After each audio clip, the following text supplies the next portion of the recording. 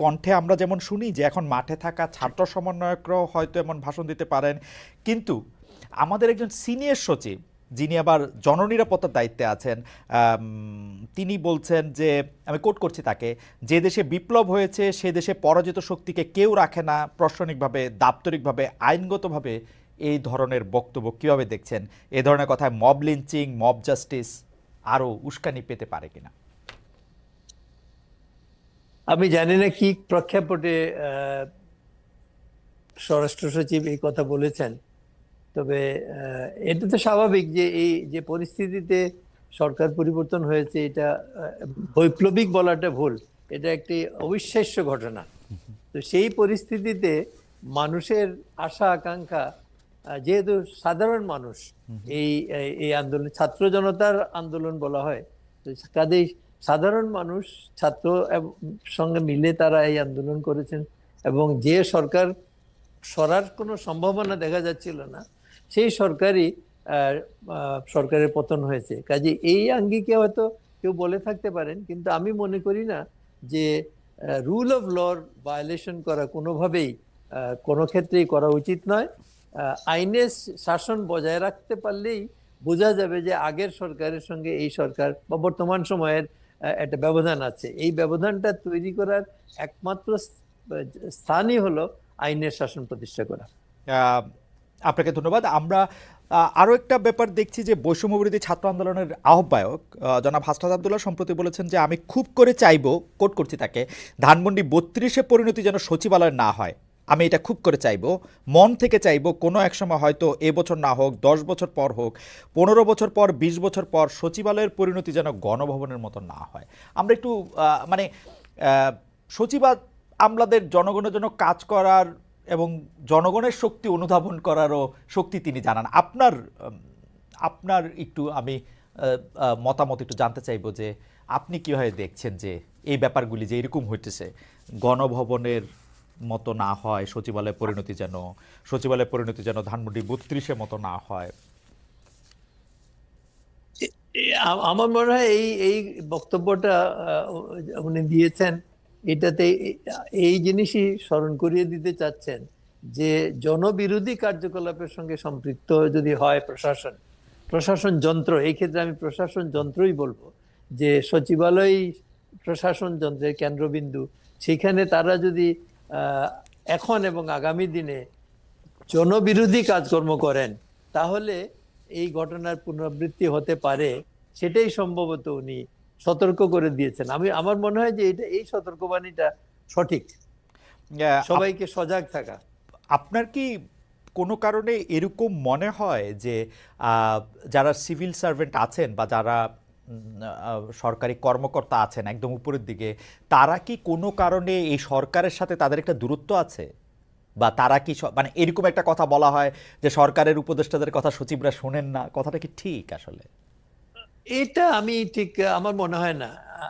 আমি যতটুকু দেখছি সবাই কাজ করার চেষ্টা করছেন, তবে একটা বিষয় আমার মনে হয়, সেটা হলো যে সরকারি আমলারা, আমি নিজেও চাকরি করেছি, আমরা বিধিবিধানের মধ্যে চলতে হয়। কিন্তু আমরা যদি রাজনৈতিক নেতৃত্বের কথা বলি, তারা অনেক সময় এই বিধিবিধান অনুসরণ করতে চান না বা ব্যত্যয় করতে চান। তো এই নিয়ে কর্মকর্তাদের সঙ্গে রাজনৈতিক নেতৃবৃন্দের একটা ভুল বুঝাবুঝির স্থান রয়েছে। এটা দুই পক্ষকেই বুঝতে হবে যে রাজনৈতিক যারা আসেন তারা, আমি এখনকার যারা আছেন তাদেরটাও আমি একদিকে রাজনৈতিক একটা পরিবর্তনই হয়েছে, কাজে রাজনৈতিক সরকারি বলবো, যে তাদের কতগুলা মানে আইডিয়ালস পলিসিস চিন্তা করেই তারা এই কাজটা করেছেন। সেই আঙ্গিকে দেখলে সেই জিনিসটা মেনে নিয়ে কাজ করতে হবে। হয়তো সর্বক্ষেত্রে পূর্বে প্রচলিত আইনের বা বিধানের বা রীতিনীতির সঙ্গে কিছু ব্যত্যয় হতেই পারে, কিন্তু এটা আমার মনে হয় না যে এটাতে আকাশ ভেঙে পড়বে মাথায়। ওকে, আমরা এর আগে যত অরাজনৈতিক সরকার দেখেছি, আপনিও অরাজনৈতিক সরকারের উপদেষ্টা ছিলেন, এর আগে যত অরাজনৈতিক সরকার দেখেছি তাদের সাথে আমলাদের বা যারা সরকারের অ্যাডমিনিস্ট্রেটিভ সাইড পরিচালনা করতেন তাদের এত বিরোধের কথা বা এত মতান্তরের কথা শুনি নাই। এইবার যতটা শোনা যাচ্ছে, মাফ করবেন স্যার, না না এটার কি বিশেষ কোনো কারণ আছে? না না ওইটা হলো আমরা যে মানে তত্ত্বাবধায়ক সরকারের যে কনসেপ্টটা ছিল সেটা তো মাত্র 3 মাস সময়ের বিষয় ছিল। কাজেই ওই 3 মাস দিয়ে এখন যেটা চলছে এটা তো অন্তত 1-1.5 বছর তো থাকবেই। কাজেই হয়তো আরো বেশিও থাকতে পারে, আমি জানি না, এটা এখন তো প্রেডিক্ট করা যাবে না। তো কাজেই এই দীর্ঘমেয়াদী যে সরকার, অবশ্যই এই দিক দিয়ে দেখলে ডক্টর ফখরুদ্দিনের সরকার 2 বছরের ছিল, কিন্তু তখন তখন সেনাবাহিনী অ্যাক্টিভলি ইনভলভ ছিল। এখনকার সরকার কিন্তু ঠিক ওইভাবে সেনাবাহিনী দ্বারা পরিচালিত না। কাজেই এই একটা ব্যবধান আছে। কিন্তু আদারওয়াইজ আমার মনে হয় দীর্ঘমেয়াদী হওয়ার কারণে হয়তো কিছু কিছু সমস্যা হচ্ছে, বাট আর কিছুটা আছে যে এই সরকারে যারা আছেন তারা নিজ নিজ কর্মক্ষেত্রে সবাই অনেক অবদান আছে, এনজিও সেক্টরে কাজ করেছেন এবং আন্দোলনের মধ্যে যারা তারা জড়িত ছিলেন, কিন্তু তাদের যে প্রশাসনিক জ্ঞান বা দক্ষতা, এইটা আমার মনে হয় যে তারা সকলের মধ্যে পূর্ণ মাত্রায় নেই, আমি এভাবেই বলবো। বা এই রুলস প্রসিডিওর, গভর্নমেন্ট চলে রুলস অফ বিজনেসের মাধ্যমে। তো এই রুলস অফ বিজনেস সম্পর্কে তো তাদের সকলের পূর্ণ মাত্রায় ধারণা থাকার কথা নয়। এই কারণে হয়তো কিছু ভুল বোঝাবুঝি হয় আর কি।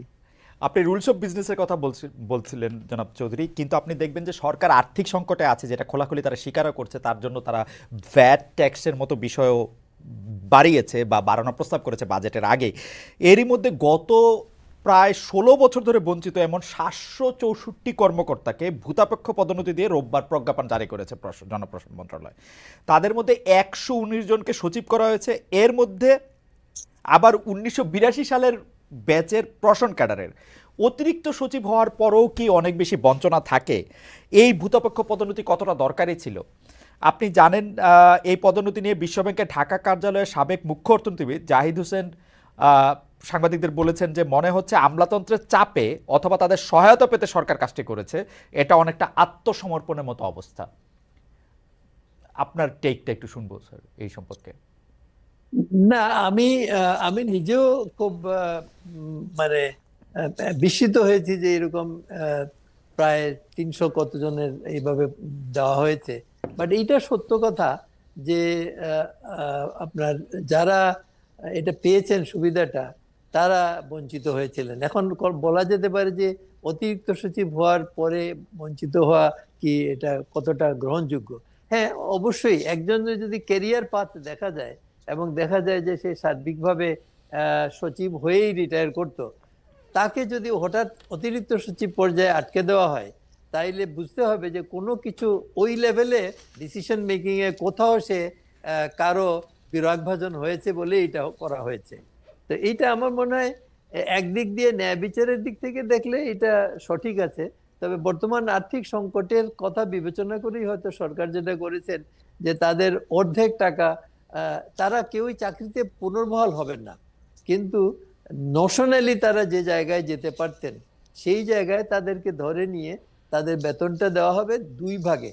1 ভাগ দেওয়া হবে এই ফাইন্যান্সিয়াল ইয়ারে, আর বাকি 50% দেওয়া হবে পরবর্তী ফাইন্যান্সিয়াল ইয়ারে। এইটাই বোঝা যায় যে সরকার সব দিক সজাগ থেকেই এই পদক্ষেপ সিদ্ধান্তটা নিয়েছে। জনাব আব্দুল মহিদ চৌধুরী, মানে সরকারি চাকরিটাই তো এমন, বা যে কোনো চাকরি তো এমন, মানে আপনারাও যখন চাকরি করেছেন সবসময় ব্যাপারটা যে খুব সরল পথে যেরকম ন্যায্যতার ভিত্তিতে হয়েছে তা না। আপনারাও অনেক সময় অনেকভাবে বঞ্চিত হয়েছেন। This is part of the life, part of the game, সকল চাকরির ক্ষেত্রেই। আপনার কাছে কি মনে হয় যে এটা খুব জরুরি ছিল, মানে 119 জনকে সচিব করা, 764 জনকে ভূতাপেক্ষ কর্মকর্তা করা? এখন যদি আর্মি বলে আমাকে কর্নেল করে রিটায়ার করে দেওয়া হয়েছে, আমার ভাই মেজর হয়ে রিটায়ার করে ফেলছে, তো এটা কি হবে? মানে ইটস লাইক আর্মি বা আর্মির সঙ্গে সিভিল সার্ভিসের একটু তফাৎ আছে। আর্মি তো সার্টেন ডিসিপ্লিনের মধ্যে চলে, কাজেই ওইটা এক ধরনের। আর আর্মি আপনার সাধারণভাবে আমি মনে করি যে এই যে day to day business of the government, সেখানে তো ইনভলভ থাকে না। কাজেই তাদের ফেভার ডিস্ট্রিবিউশনের অপরচুনিটি কম। বাট ফেভার্স, আমলাকে দিয়ে কাজ করিয়ে নেওয়াটা সব সরকার চায়। এবং এই কাজগুলো, এই কাজগুলোর জন্য এই প্রত্যেকটা জিনিসের সঙ্গেই জন উন্নয়ন সম্পৃক্ত থাকে। তো সেই জন্য এইখানে আপনার এই ধরনের ইনফ্লুয়েন্স করার টেন্ডেন্সিটা বেশি থাকবে, বা কাউকে দিয়ে কাজ করিয়ে নেওয়া। আমরাও দেখেছি চাকরি জীবনে এই ধরনের আসে। তো আসলে সেখানে অনেকেই পদ পদবীর জন্য তারা সাকাম করেন, হয়তো মেনে নেন।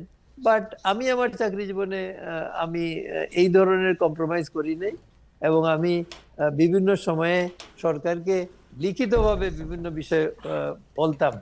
তো কাজেই আমার এখনকার পরিস্থিতিতে আমি জানি না, বাট যারা এই এত বছর ছিলেন না, তারা কিন্তু একটা বিরাট প্রেসারের মধ্যে, মানসিক যন্ত্রণার মধ্যে ছিলেন। একটা হলো যে চাকরির থেকে বের হয়ে যাওয়া, আর একটা হলো যে সামাজিক ভাবেও যে তোমরা সরকারের কাছে গ্রহণযোগ্যতা নাই তোমাদের, কিন্তু কি কারণে নাই এটা তারা হয়তো তখন বলারও সাহস পান নাই। এখন হয়তো জিজ্ঞেস করলে তারা, আপনি যদি কাউকে ডেকে ইন্টারভিউ নেন, তাইলে হয়তো দেখা যাবে যে তারা অনেকে বলবেন কি হয়েছিল, প্রকৃত ঘটনা।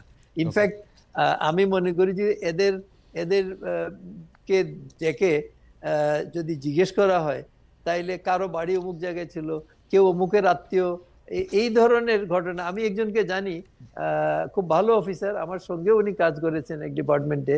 তো উনি ডেপুটি সেক্রেটারি হিসাবে বাইরের ক্যাডার থেকে এসে সেক্রেটারিতে ঢুকেছিলেন। এই ডেপুটি সেক্রেটারি হিসাবে উনি রিটায়ার করেছেন, উনি আর উঠতে পারেন নাই। তো এটা আমি জানি যে এটা তো অত্যন্ত অন্যায়ভাবে করা হয়েছে, এবং তার রিলেশনশিপ, তার কোনো এক রিলেশনের কারণে, যে তার আত্মীয় অমুক দলের লোক, এই জন্য তারে দেওয়া যাবে না, এটা তো ঠিক না। জনাব চৌধুরী, একটি প্রশ্ন আমাদের দর্শকরা করছেন, আমার মনেও একটু আসছে। সেটি অনেকটা এরকম, যারা হচ্ছে অন্যায়ভাবে ফেভার পেয়েছেন, ধরেন যার আসলে যুগ্ম সচিব হওয়ার কথা না, সিনিয়র সচিব হয়ে রিটায়ার্ড করেছেন, তাদেরকে কি ডিমোটেট করা হবে? না, সেটা তো আর সম্ভব হবে না। Once given you cannot take away. Okay, okay, ঠিক আছে। আমাদের পরের বিষয়টি হচ্ছে যে অন্তর্বর্তী সরকারের সময় চাকরি প্রার্থীদের আন্দোলনের মুখে আপনার নেতৃত্বে সরকার গঠিত কমিটি সুপারিশ দিয়েছিল। আচ্ছা, আমি ওই কমিটিতে আসার আগে একটু বলি যে আমরা অনেকের বিরুদ্ধে বিভিন্ন ধরনের মামলা মোকদ্দমা সেগুলি হতে দেখছি, কিন্তু সরকারি কর্মকর্তাদের, বিশেষ করে প্রশাসন বিভাগের সরকারি কর্মকর্তাদের বিরুদ্ধে যারা দুর্নীতিগ্রস্ত ছিলেন তাদের বিরুদ্ধে মামলা সবসময় স্লো।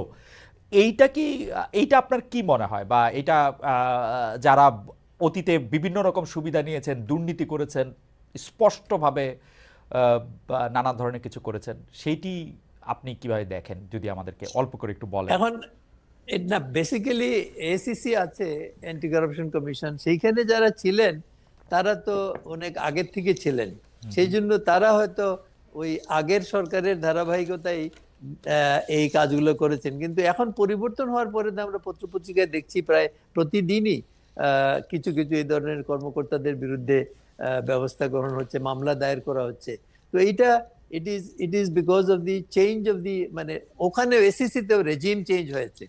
আগে এতদিন পর্যন্ত আগের রেজিমই বহাল ছিল, কাজে তারা তো কিছুটা আগের সেই ধারাই কাজ করেছেন, বা করেন নাই, কাজ করেন নাই যেটা এই সময়ে করা উচিত ছিল। তো এখন নতুন সেটআপের পরে আমরা তো আমি দেখছি কিছু পরিবর্তন হয়েছে। কিন্তু এই যে রেজিম চেঞ্জের ফলে যে অনেক কিছু হয়, যেমন আমাদের অনেক দর্শক এখন প্রশ্ন করছেন যে 43তম বিশেষের যে দ্বিতীয় গেজেটে বাদ পড়া যে 227 জনের প্রজ্ঞাপন এখনো হয় নাই, ঝুলে আছে, কি কারণে সেটা আবার নতুন করে যাচাই বাছাই করা হচ্ছে, কেউ এটা কিছু বলতে পারে না। এইটা মনে হয় না যে আগের রেজিম যেভাবে করে তাদের পক্ষের লোকদেরকে যেভাবে সামনে আনতো, এই এখনকাররা আবার মানে ঠিক উল্টোটা করছে? এটা কি মানে ন্যায্য হচ্ছে কিনা সেইটা? না, আমি আমি আমার মনে হয় না। কারণ আগের রেজিমের ব্যাপারে যে মানে ধারণা আমরা বাইরের থেকে দেখে বুঝেছি, সেটা হলো যে একজন যারা চাকরি প্রার্থী তাদের পরীক্ষা পাস, এটা নির্ভর করত মানে নিরাপত্তার লোকজন গিয়ে তাদের গ্রামের বাড়ি পর্যন্ত গিয়ে, আত্মীয় স্বজনের বাড়িতে গিয়ে যাচাই করে আসতো। কোনোভাবে তার সঙ্গে তার পরিবারের কারো কোনো সম্পৃক্ততা আছে কিনা রাজনীতির সঙ্গে। ওকে। সেই রাজনীতি অবভিয়াসলি যারা সরকার পরিচালনা করেছিলেন তাদের বিরুদ্ধে কোনো রাজনীতির সঙ্গে দূর সম্পর্কের আত্মীয় সম্পর্ক থাকলে আমরা শুনেছি, আমি জানি না। সেইভাবে যাচাই বাছাই করার পরেই তাদেরকে সিলেক্ট করা হতো। কাজে এখন ধরা যায় যে এই যারা পদায়নের কথা, চাকরি নিয়োগ প্রাপ্তির কথা ছিল, এরা হয়তো ওই প্রক্রিয়ায় এসেছেন। কাজেই তারা যে কোনোভাবেই মানে পূর্ববর্তী সরকারের সঙ্গে ঘনিষ্ঠ ছিলেন, এইটাই একমাত্র কারণ হতে পারে তাদের চাকরি পাওয়ার। তাদের যে যোগ্য ব্যক্তিরা চাকরি পান নাই। কাজে এখন যদি সরকার এইটা দেখতে চায় তাইলে আমার মনে হয় এটা যৌক্তিক। এটাতে আমি অযৌক্তিক মনে করি না।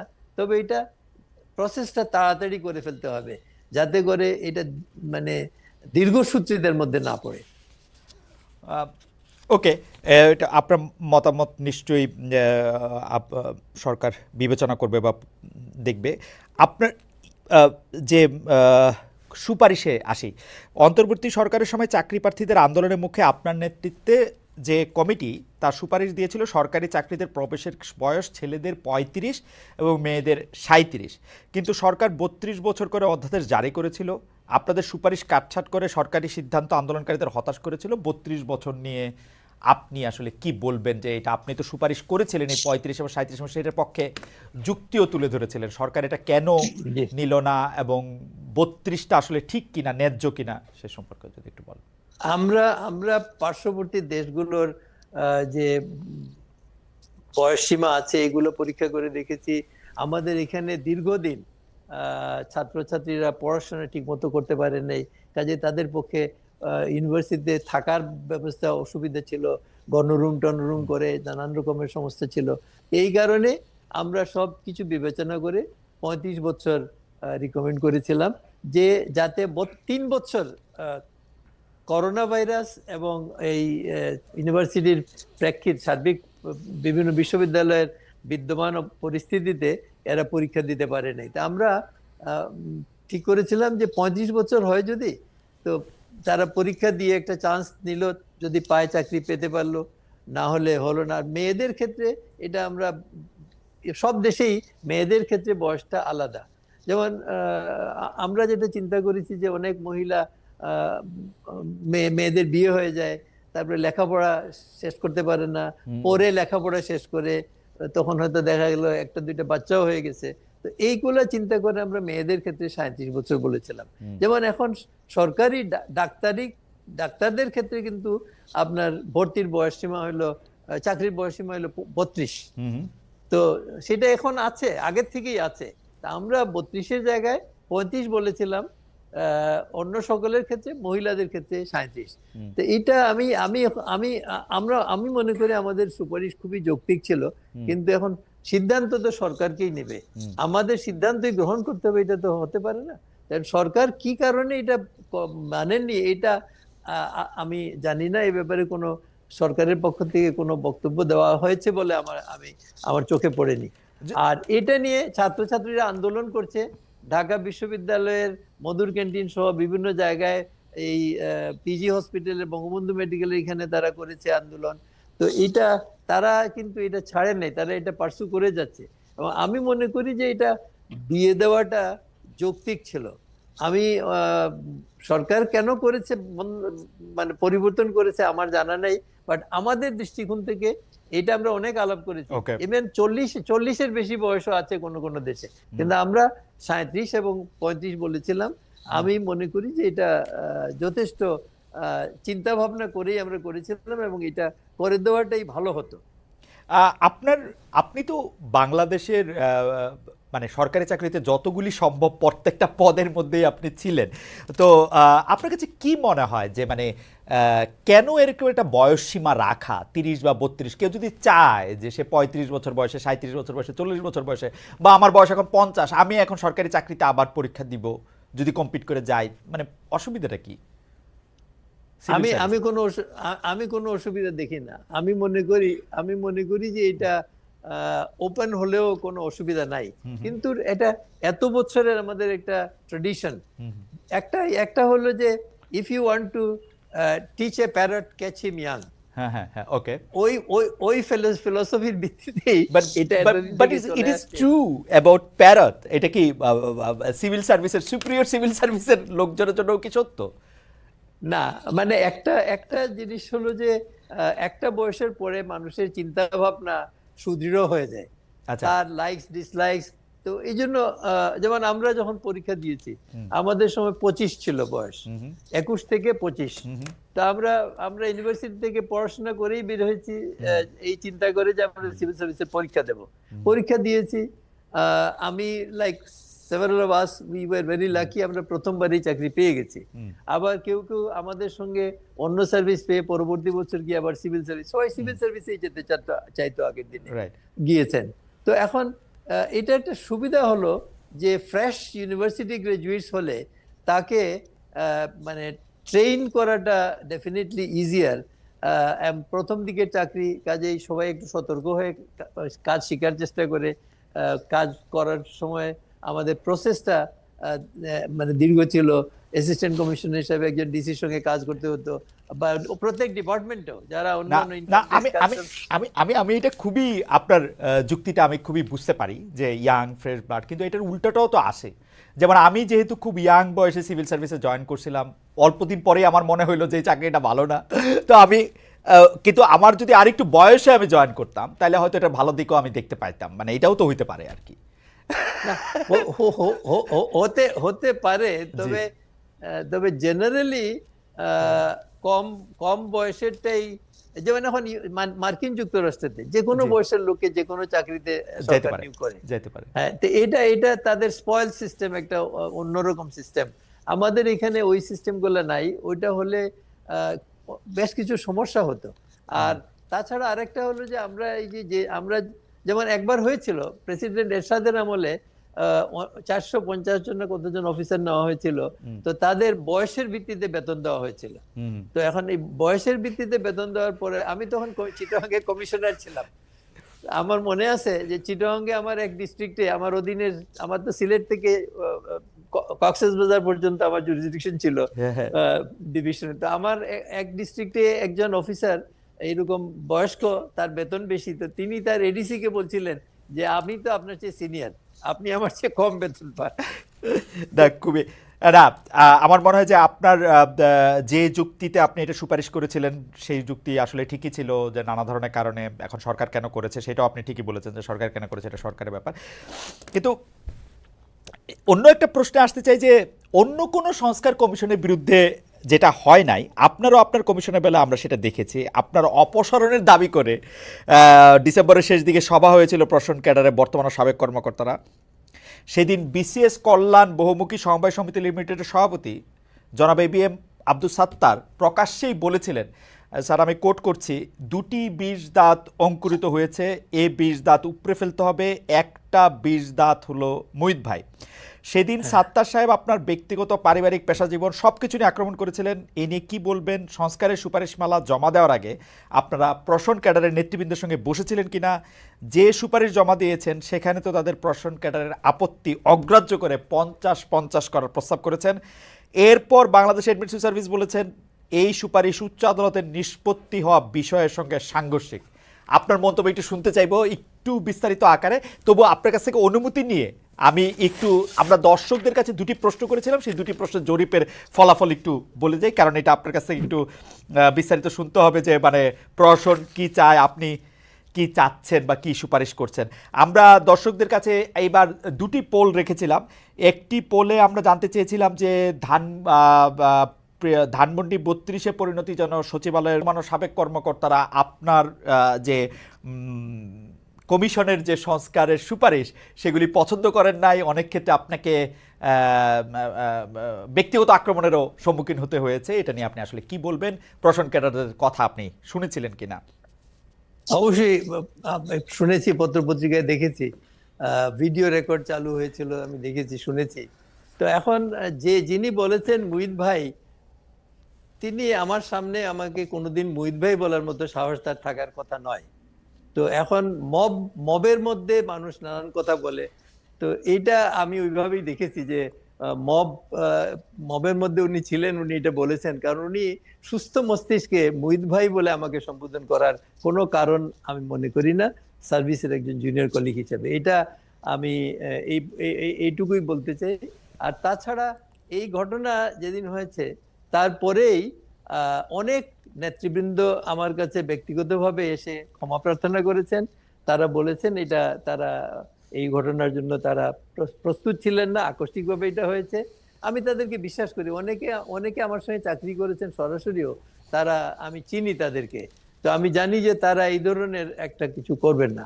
আর দ্বিতীয় কথা যেটা, যে কমিশনের দায়িত্ব আমরা পেয়েছি, আমরা কোনো সার্ভিসের দেখভাল করার জন্য কমিশন গঠিত হয়নি।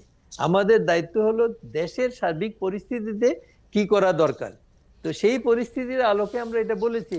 কারণ আপনার যেভাবে 200-300 করে লোক রিক্রুট করা হয়েছে এক এক বছর, এইটা তো আপনার প্রয়োজনের অতিরিক্ত বলে আমি মনে করি। তো সেই জন্য আমরা এটা বলেছি। আর হাইকোর্টের যে রেফারেন্স আসছে সেটা সত্য কথা। এরকমের একটা অনেক বছর আগে অ্যাসোসিয়েশনের একটা ইয়ের পরিপ্রেক্ষিতে কোর্টের একটা রুলিং দেওয়া ছিল যে এটা এই বয়স এইভাবে মানে 75-25 থাকবে। কিন্তু এটার পরবর্তীকালে এটা আমরা আমাদের রিপোর্টেও লিখেছি যে আমরা যে সুপারিশ করেছি এটা সরকার যেন এই যে আগের যে সুপ্রিম কোর্টের একটা রায়ের বক্তব্য আছে সেইটার আলোকে পরীক্ষা করে দেখেন, আইনগত দিকটা পরীক্ষা করে দেখে, তারপরে আমাদের এটা বাস্তবায়নের কথা চিন্তা করতে পারেন। আর দ্বিতীয় আরেকটা কথা হলো যে এইটা আমরা যদি দেখি তাইলে এই যে মানে ছাত্র জনতার আন্দোলন, এইটার কিন্তু উদ্ভব হলো কোটা বাতিলের থেকে। তো এইটা তো আবার সুপ্রিম কোর্ট অনুমোদন করেছেন, তাই না, যে কোটা থাকবে না। তো এখন আগের রায়টাই বহাল থাকবে না পরের রায়টা বহাল থাকবে, এটা আইনগত একটা বিষয় আছে। তো সেটা সরকার পরীক্ষা করে দেখবেন, দরকার হলে সুপ্রিম কোর্টের মতামত নেবেন, নিয়ে যদি মনে করেন বাস্তবসম্মত তাইলে করবেন। তবে আমি আমার কমিশনে, আমাদের কমিশনে, পাবলিক অ্যাডমিনিস্ট্রেশন রিফর্মস কমিশনে আমরা সবাই একমত হয়েছি যে এই কোটাটা কমানো দরকার। কারণ এটা না করলে এটা প্রয়োজনের অতিরিক্ত লোক রিক্রুট করা হয়, এই পরিমাণ লোকের দরকার নাই।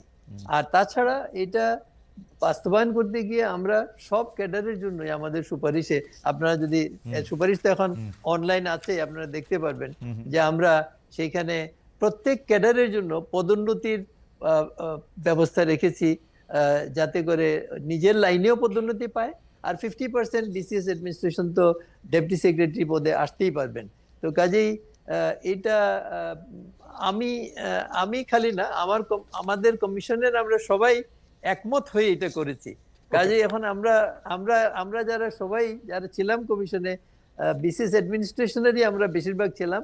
ডাক্তার ছিলেন, প্রকৌশলী ছিলেন, আপনার অন্য ক্যাডারের কাস্টমস ক্যাডারের অফিসার ছিলেন, অডিট এন্ড অ্যাকাউন্টস ক্যাডারের অফিসার ছিলেন। তো এরা সবাই মিলেই আমরা এই সিদ্ধান্ততে এসেছি। কাজেই আমি মনে করি যে এটা আমরা যদি আমাদের এটা কেউ যদি বলে যে ওনার বয়স বেশি হয়ে গেছে, আমার বয়স এখন 82 বছর, কেউ যদি বলে ওনার বুদ্ধি শুদ্ধি লোপ পাইছে, তাইলে আলাদা কথা। কিন্তু আমার মনে হয় না যে এই কথা বলবেন কেউ।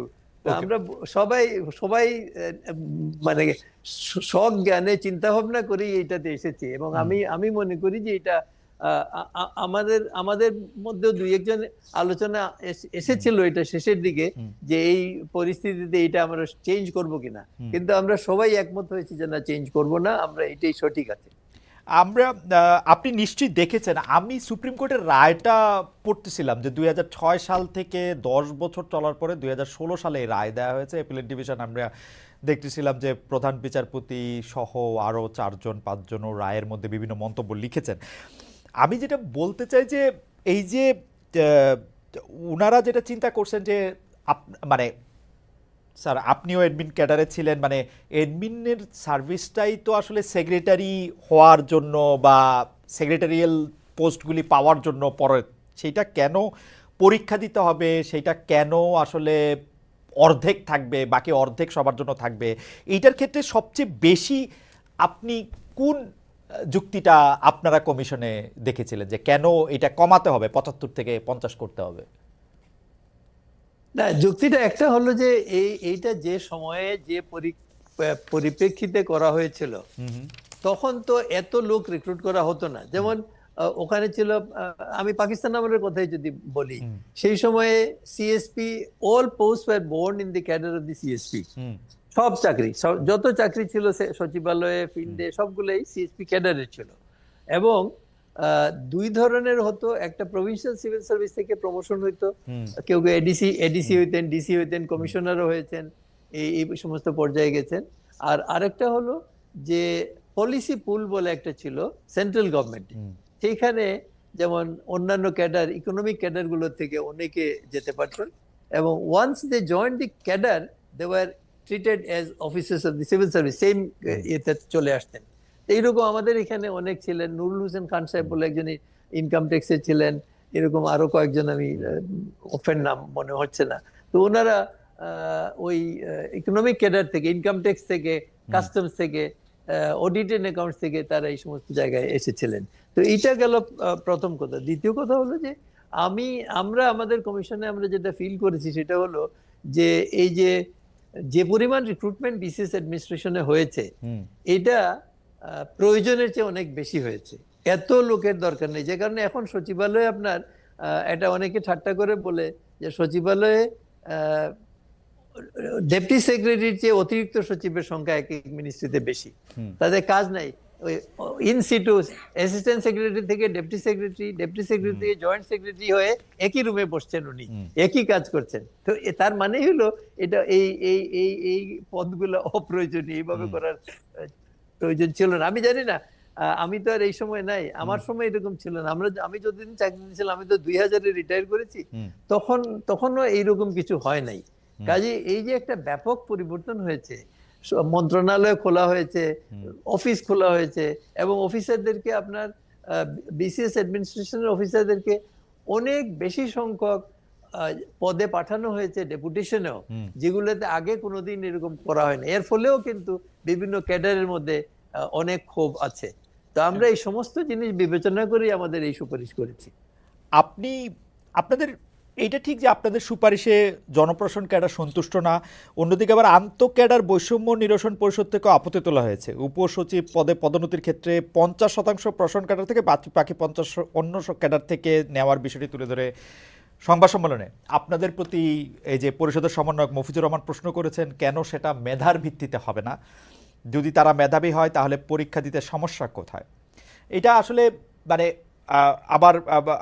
আবার এইটাও বলা হয়েছে যে দুনিয়া চলতেছে ম্যানেজমেন্ট সিস্টেমে আর বাংলাদেশ চলছে অ্যাডমিনিস্ট্রেটিভ সিস্টেমে। আপনি কি মনে করেন যে আসলে সরকারি চাকরি পিএসসির মতো এরকম একটা জায়গা থেকে পরীক্ষা দিয়ে, যেটা আসলে আমি কিছুদিন এই চাকরি করছি বলে আমার বন্ধুরা বা আমার, বিশেষ করে আমার যারা জুনিয়র আছেন তারা আমাকে বারবার বলতেছেন যে স্যার আমরা আর কতবার পরীক্ষা দিব, এবং পরীক্ষা দেওয়ার জন্য আমরা ছুটি কোত্থেকে পাবো, আমরা মাঠে কাজ করি, দিনের মধ্যে 18 ঘন্টা 20 ঘন্টা আমাদের কাজ করতে হয়, আমরা এই পরীক্ষাটার মধ্যে আমরা বসবো কিভাবে? আমাদের মানে এইটা কি একটু ভাবছেন কিনা স্যার আপনারা যখন সুপারিশ করছেন যে ওরা আসলে পরীক্ষার ব্যাপারে? আমি বলি, প্রথম একটা কমিটি হয়েছিল যখন মাহবুবুজ্জামান সাহেব ক্যাবিনেট সেক্রেটারি ছিলেন। আমি সেই সময় নিপা বলে একটা প্রতিষ্ঠান ছিল, তাদের ডাইরেক্টর ছিলাম। তো আমি ওই কমিটির সদস্য সচিব ছিলাম। ওই সময় প্রথমেই করা হয়েছিল যে সিনিয়র স্কিল পেতে গেলে পরীক্ষা দিতে হবে, এবং পরীক্ষা দিয়ে এই পরীক্ষাটা পাবলিক সার্ভিস কমিশন নেবে, এই পরীক্ষায় পাস না করলে সিনিয়র স্কিল প্রমোশনই পাবে না। তো এটা তো তখন হয়েছিল, তখন তো কেউ আপত্তি করে নাই। গভর্নমেন্ট কি প্রক্রিয়ায় নেবে এটা গভর্নমেন্ট সিদ্ধান্ত নেবে, এটা তো আমার কথা তো কাজ হবে না। আমি কি পছন্দ করি সেটা তো কথা না। আর দ্বিতীয় কথা হলো যে এই যে আমরা পরীক্ষা দেব, আমাদের যারা পরীক্ষা দেবে ডেপুটি সেক্রেটারি হওয়ার জন্য, তারা কি সবাই মাঠে কাজ করে?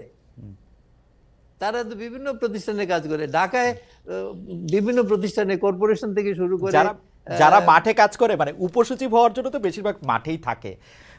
স্যার আমাদের অভিজ্ঞতা আমরা বলতে পারি যে ইভেন 2000 সালে যখন আমি চাকরিতে জয়েন করছি, এই অল্প কিছুদিন চাকরির মধ্যে আমাকে তো মানে আমার তো কোনো ছুটি ছিল না, মানে 100 দিনই কাজ করো, এইটা করো সেটা করো, 100টা জিনিস করতে থাকো। ওদেরও তো তাই না করতে হয়। না না না না না, এটা এই পরীক্ষা দেওয়ার সঙ্গে ছুটির কোনো সম্পর্ক নেই। পরীক্ষা যখনই দিতে হবে সেই পরীক্ষার সময় এটা সরকারি কাজ, হ্যাঁ, এটাতে সে আসবে, তার ওকে। টিএডিএ পাবে, এসে পরীক্ষা দেবে। কাজে এটা এটা একটা অজুহাত যে আমি ছুটি পাবো না, ছুটি পাওয়ার তো প্রশ্নই ওঠে না। আর দ্বিতীয় কথা হলো যে পড়তে আমরা যে পড়তে লাগবে না একটু? না, পড়তে লাগবে না তো। এটা তো কি ক্লাস এসএসসি এইচএসসির পরীক্ষা নাকি যে এটা আচ্ছা, পড়তে হবে? এটা এটা দৈনন্দিন চালচলনে, প্রশাসনে থেকে ওকে, বরং তারা আরো বেশি জানার কথা।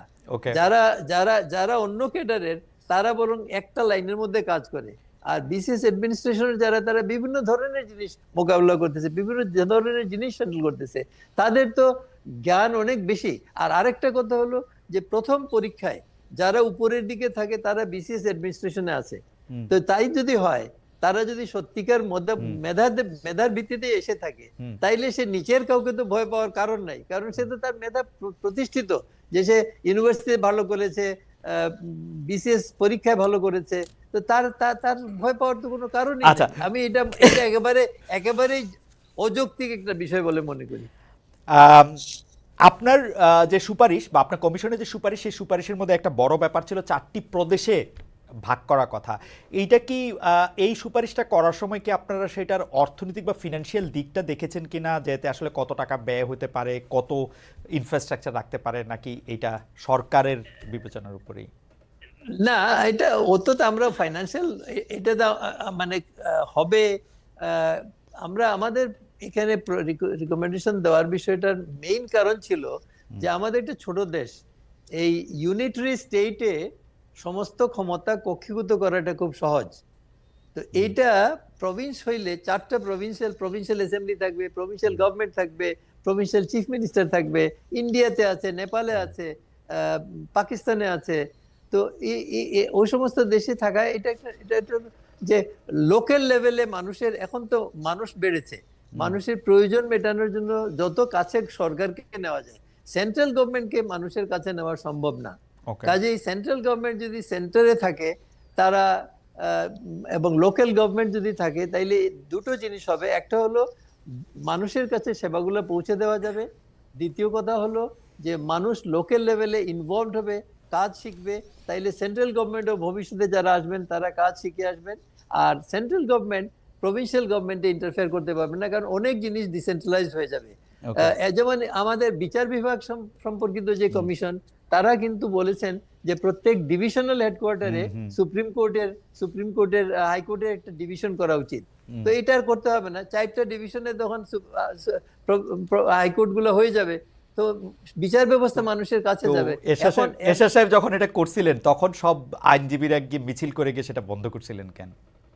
কে এরশাদ সাহেব তো হাইকোর্টের একটা বেঞ্চ প্রত্যেকটা বিভাগে, অনেকগুলি বিভাগে বসানোর প্রস্তাব করছিলেন, হ্যাঁ বসাইছিলেন, হ্যাঁ কিন্তু তখন তো আইনজীবীরা মিছিল করে গিয়ে এটা আবার। হ্যাঁ, এটার কারণ হলো যে ঢাকা বেস আইনজীবীরা, তারা ওই যে চিটাগং, রাজশাহী, এই সমস্ত জায়গায় গিয়ে যাওয়া ঝামেলা হতো, তারা যেতে পারতেন না, গেলে সময় নষ্ট হতো। তো কাজেই ব্যবসায়িক কারণে তারা আপত্তি করেছেন। আর বিচারক যারা ছিলেন, আমি জানি না, বাট আমার একটা ধারণা যে বিচারকরাও এই ঢাকার বাইরে, ওনারা ওনারা যে ছিলেন, আমি চিটাগং কমিশনার ছিলাম, জি। যারা ছিলেন তারা তারা ঢাকার থেকে চিটাগংয়ে যেতেন ফ্লাইটে, হ্যাঁ। গিয়ে 4 দিন থেকে আবার চলে আসছেন। হুম, তো হুম। এখন এই যে এটা পরিবার ঢাকায়, এই অবস্থা থেকে মুক্তি পাওয়ার জন্য, প্রভিন্স হয়ে গেলে কিন্তু এটা আর হবে না। প্রভিন্স হয়ে গেলে যারা থাকবেন ওখানে ওই প্রভিন্সে চাকরি করবেন, এলিভেটেড হলে সুপ্রিম কোর্টে আসবেন যখন, তখন আসবেন। ওকে। আমরা আরো কিছু প্রশ্ন জমা হয়ে গেছে, যে আমরা অনেকদিন ধরে জেনে আসছি যে বাংলাদেশের অন্যতম সুরক্ষিত প্রবেশাধিকার সংরক্ষিত একটি স্থান হচ্ছে সচিবালয়, কিন্তু আওয়ামী লীগ সরকার পতনের পর আমরা দেখেছি দাবি দেওয়ার নামে একাধিকবার বহিরাগতরা ঢুকে পড়েছিল সচিবালয়। সবশেষ গত 25 ডিসেম্বর দিবাগত রাতে, গভীর রাতে, সচিবালয়ের 7 তলায়, সচিবালয়ের 7 নম্বর ভবনে আগুন লাগে। প্রথমে নাশকতা সন্দেহ করা হলো, পরে দেখা গেল যে এটা একটা বৈদ্যুতিক দুর্ঘটনা, তদন্ত প্রতিবেদন এরকম বলা হলো। এই সচিবালয়ের নিরাপত্তার বিষয়ে আপনারা কোনো সুপারিশ করেছেন?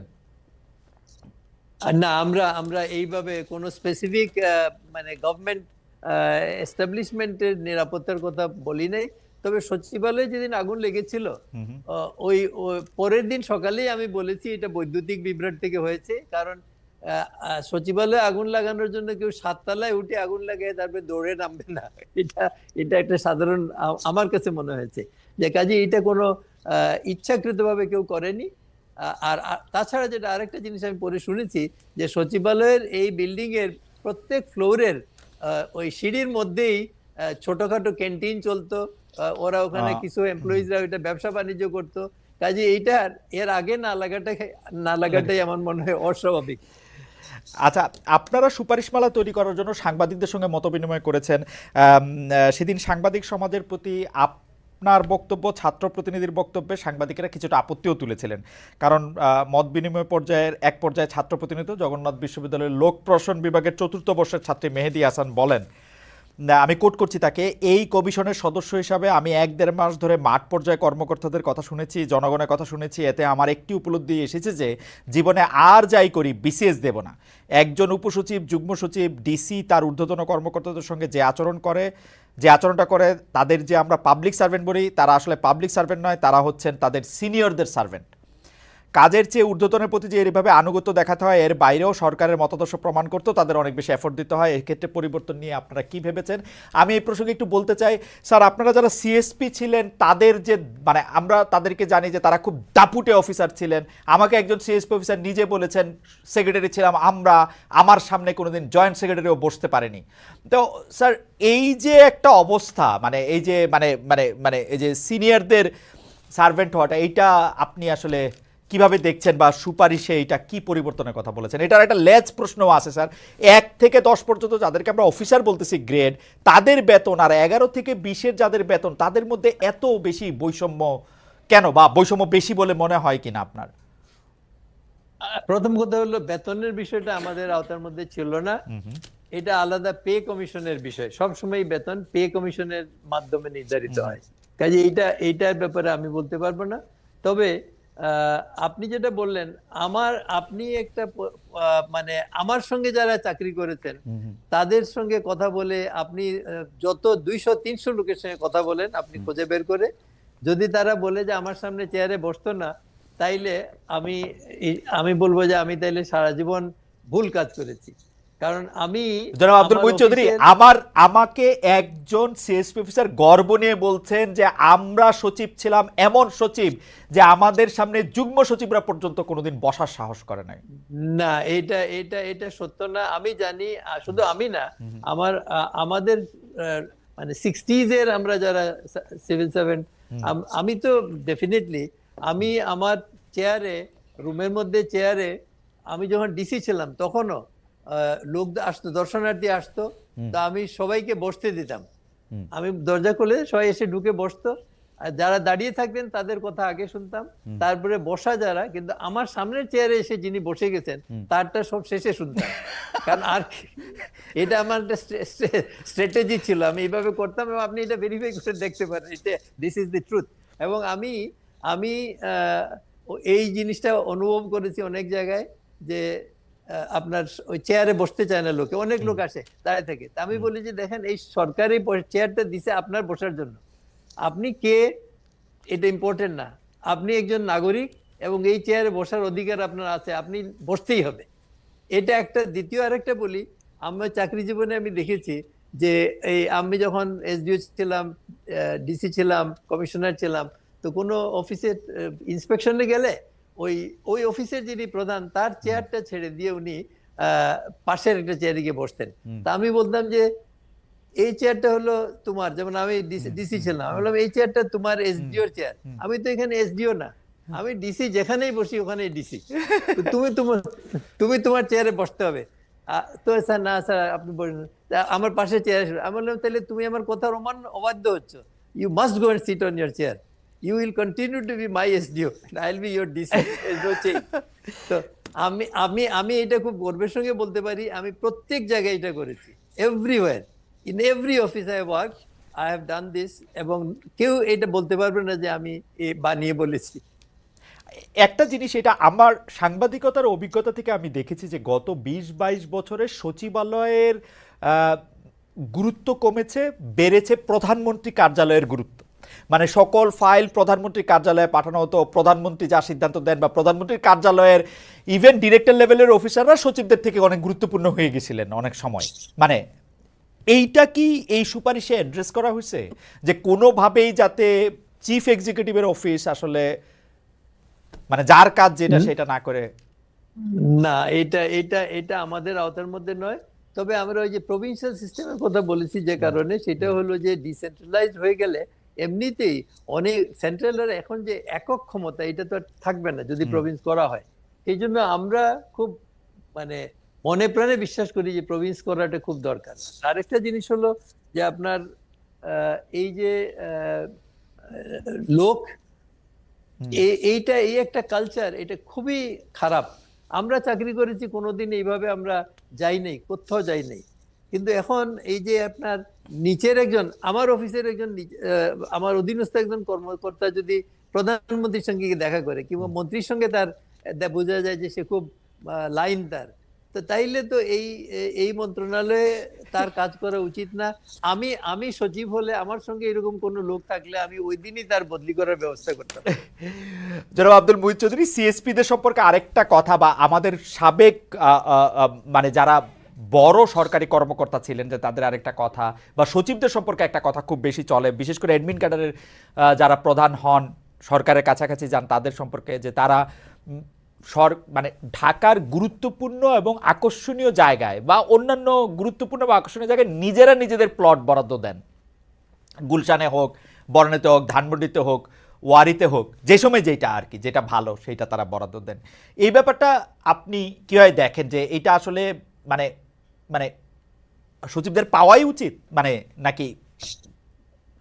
আমি প্রথম কথা হলো পাওয়া উচিত তো আমি বলবোই না, পাওয়া উচিত তো আমি বলবোই না, বরং আমি বলবো যে এই পরিমাণ এই প্লট পাওয়ার জন্য যে পয়সা সচিবের চাকরি করে এই পয়সা দিয়ে করার কথা না। দ্বিতীয় কথা হলো আমার নিজের কোনো প্লট নাই। আমি ঢাকা ডিসি হিসাবে 2.5 বছর তখনকার ডিআইটির মেম্বার ছিলাম, ট্রাস্টি ছিলাম। DC Dhaka was one of the 3 trustees named in the law. DC Dhaka, mayor তো ছিল না, প্রথম ছিল সিটির চেয়ারম্যান আর ওয়াসার চেয়ারম্যান। এই তিনজন আমরা x officio members of the DIT trustee board. এবং আমার সময় গুলশানে প্লট অ্যালটমেন্ট হয়েছে, আমি তো দরখাস্তই দিতে পারি নাই, কারণ আমার ওইরকম পয়সা ছিল না। আর থাকলেও আমি ওই মানে দরখাস্ত পয়সা দিতে পারলাম। গুলশানে যে এত সচিবদের প্লট দেখি, বাড়ি দেখি, তাহলে এরা কারা? এটা তো আমি বলতে পারবো না তারা কিভাবে করেছেন, কারণ আমি বিভিন্ন জায়গায় চাকরি করেছি, বাট আনফরচুনেটলি আমি অ্যান্টি করাপশন ডিপার্টমেন্টে কোনো সময় চাকরি করি নাই। যদিও অ্যান্টি করাপশনের একটা মোকদ্দমায় আমাকে প্রধান আসামি করা হয়েছিল। আচ্ছা, অ্যান্টি করাপশনের মোকদ্দমা আপনাকে, আমি এইটা প্রসঙ্গে এবার একটু আপনাকে প্রশ্ন করতে চাই। আপনি জানেন যে আগের সরকারের সময় উনি বলছেন যে উনি বঞ্চনা শিকার একজন কর্মকর্তা, সাবেক অতিরিক্ত সচিব যারা মাহবুবুর কবির মিলন, তিনি ফেসবুকে আপনাকে কিছু প্রশ্ন করেছেন, সেগুলি আপনার কাছে একটু তুলে ধরছি তার ভাষায়। আমি কোট করছি, স্যার, দুর্নীতিবাজ কর্মকর্তাদের চিহ্নিত করা পদ্ধতি কী হবে, সে বিষয়ে কি সুপারিশ করা হয়েছে কিনা প্রস্তাবে? এদের সঠিকভাবে চিহ্নিত করা ও পদোন্নতি বন্ধের কি সুপারিশ রাখা হয়েছে? দলান্ধ এবং দলের হয়ে ক্ষমতার অপব্যবহার রোধ এবং তাদের শাস্তির কি সুপারিশ রাখা হয়েছে? এদের চিহ্নিত করার ব্যবস্থাও কি রাখা হয়েছে? সৎ, ডেডিকেটেড, কমিটেড, কাজকে ওন করা, ইনফরমেটিভ ইত্যাদি ইত্যাদি ইত্যাদি। বিসিএস পরীক্ষায় প্রথম হয়ে 5 টাকা ঘুষ খায় এমন কর্মকর্তাও দেশে আছে। মেধাবী হলে যে সৎ হবে সেই নিশ্চয়তা তো দেওয়া যায় না। আপনার দৃষ্টি আকর্ষণ করছেন, আপনি এই প্রসঙ্গে কিছু বলবেন কিনা? যে না, অবশ্যই বলবো। সেটা হলো যে এই জিনিসগুলো তো এই যে আমাদের কমিশন 3 মাসের সময়, তারপরেও আমরা কিছু দরখাস্ত দিয়ে সময় বাড়িয়েছি। আমরা যতটুকু করতে পেরেছি, এর বেশি করা এই সময়ের মধ্যে কোনোভাবেই সম্ভব নয়। কাজে এটা আমাকে জিজ্ঞেস করলেও আমি বলতে পারবো না, কারণ যে জিনিসটা আমরা পরীক্ষাও করি নাই। তবে এটা আমি একমত যে মেধাবী হলেই যে সৎ হবে এরকম কোনো কথা নাই। সততার ভিত্তি হতে হবে মানুষের ঈমান। সে যদি বিশ্বাস করে তাকে একদিন বিচারের সম্মুখীন হতে হবে, তাকে মরতেই হবে একদিন, এই বিশ্বাস হলেই মাত্র শুধু সে ভয় পাবে দুর্নীতি করতে, আর না হইলে সে দুর্নীতি করতে ভয় পাবে না, কারণ সে তখন চাবে রাতারাতি বড়লোক হওয়ার। বড়লোক হওয়ার মানে দুর্নীতি না করেও অবস্থার উন্নতি করার সম্ভাবনার সুযোগ আছে। সেটা হয় যেমন কেউ 5 বছরের জন্য ওয়ার্ল্ড ব্যাংকে চাকরি নিয়ে চলে গেলেন, সেটার জন্য একটু তদবির করতে হয় স্বাভাবিকভাবেই। তো আমি অবশ্য 9 মাসের জন্য একবার আমেরিকায় গিয়েছিলাম ফুলব্রাইট প্রোগ্রামে, নন ডিগ্রি প্রোগ্রামে। তো কিন্তু আমি এরপরে চলে আসছি, কারণ এটা financially it was never viable for me. আর আমি আরেকটা জিনিস দেখলাম যে আমাকে আমার ইউনিভার্সিটি প্রফেসর কয়েক দফা, আমার যে ইয়ে ছিল, গাইড ছিল, সে আমাকে বুঝিয়েছে যে তুমি থাকো, আমরা তোমাকে অ্যাসিস্ট্যান্টশিপ দেবো, টিচিং অ্যাসিস্ট্যান্টশিপ, তাতে তোমার বেতন টিউশন লাগবে না, তুমি তোমার মাস্টার্স ডিগ্রিটা করে যাও। তা আমি চিন্তা করলাম যে আমি মাস্টার্স ডিগ্রি করলে এই মাস্টার্স ডিগ্রি আমার কোনো কাজে আসবে না, বরং আমার ফেরার সময় আমার বাচ্চার প্লেন ভাড়া ডাবল দিতে হবে। আমি 2 আমি বছরের আমি জায়গায় 3 বছর থাকলে থাকতে পারে, রাইট। না, 2 বছর, তখন 2 বছর ক্রস করে যাবে। রাইট। দ্বিতীয় কথা হলো আমার স্ত্রীর জন্য, আমার স্ত্রী এবং মেয়ের জন্য ইন্স্যুরেন্স করতে হবে, এই টাকা আমার নাই, তাইলে আমি বিনা ইন্স্যুরেন্সে থাকতে হবে, এটা তো সম্ভব না। তো সেই জন্য আমি মনে করলাম যে আমি চিন্তা করে দেখলাম যে আমার কাজ যা, তাতে এই ডিগ্রি কোনো কাজে আসবে না, আমি আমার কাজটা ঠিকমতো